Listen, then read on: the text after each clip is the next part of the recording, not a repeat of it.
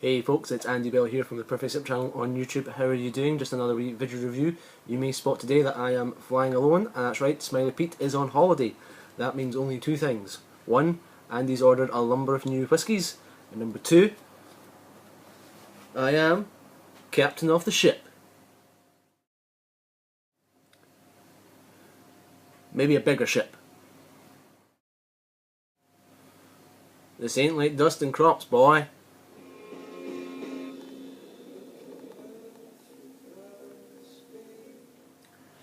Hey, so what new whiskies has Andy got in for the shop? We have the Macduff 1991, Celebration of the Cask. We have the Ben na Chill, Alt na Bane, 16-year-old. We've got Dalwayne 15-year-old, finished in port casks. And Andy's personal favourite, review to follow, 9-year-old Bemore in Pedro Hedamez sherry casks. You could almost smell the whisky through the bottle, it's that tasty. But for today we're just going to do the two most expensive ones because Pete's off. Sorry Pete.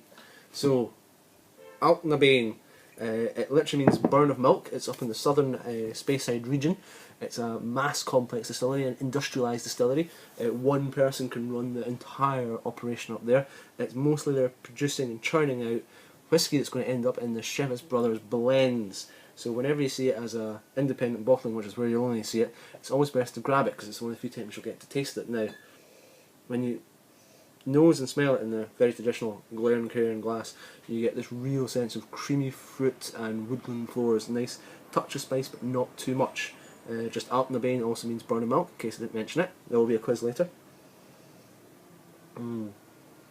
Soft and tasty, but now let's go on to the 1991 Macduff.